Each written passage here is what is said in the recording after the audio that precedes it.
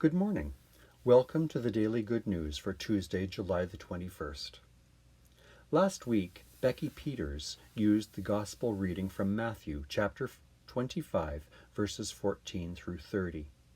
It tells about the three servants who were entrusted with their master's talents and asked to use them wisely. I have decided to use the same passage this week. I watched a video on YouTube recently called Preston Smiles as he talked about the parable of the talents. He explained it in this way. The master who was going on a trip gave 3 servants 5 and 2 and 1 talent, according to their ability. We know from the parable that the servant who had 5 talents turned it into 10, and the servant who was given 2 talents grew it into 4. However, the servant who was given 1 talent was afraid and hid his talent in the ground. The servants who propagated their talents were called good and faithful because they used their talents wisely and made them multiply. Our lives work much the same way. It is not about where you start in life. It's about how you grow what you have. In life, everybody starts in a different place, depending on their ability. Some people might complain that life isn't really fair in this way. However, as today's parable teaches us, the Lord did not make it about competition. We are simply asked to cultivate the talents we are given. How many of us neglect our talents and avoid watering them? We can explain their lack of growth by wishing that we had more talents, or fewer talents, or different talents than the ones we were given. However, none of that matters. We are asked to use the cards we are dealt in life. We are asked to focus on what we have and make it grow. In much the same way as the parable described, we learn that if we do not use our talents, we lose them. It's like planting seeds in a garden.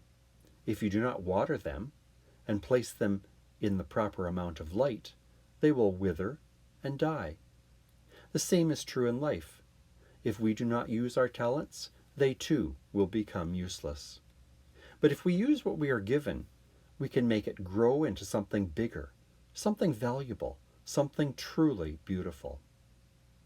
We can think of many people like Nelson Mandela, Bishop Desmond Tutu, and Mother Teresa, who were each born into lives of poverty. But each of these people learned to grow the talents and skills they were given. Each of us can use our talents in the same way. We've been asked to take what we've been given and use it to make the world a better place, and in doing so, love people to the best of our ability in whatever way our talents allow. If we take what we've got and cultivate it to serve others, we too can be like those in the parable who were called good and faithful servants and enabled to enter into the joy of the Lord. Our joy comes from cultivating our talents and watching them bloom as we serve others. I would like to end with another of Joyce Rupp's poems, entitled Companions of Jesus. Throughout my life, I've been influenced by people who are companions of Jesus. They are not out of the ordinary, yet their presence touches my heart and inspires me to want to be like them. These persons have taught me that to be a companion of Jesus does not take extraordinary talent or skill. It only needs someone who tries to embody the kind of love that was a part of all Jesus said and did. Let's all take stock of the talents we were given. Let's treat them like precious flowers and nurture them wisely so that we too can become companions of Jesus, being part of all that he said and did, and making life beautiful.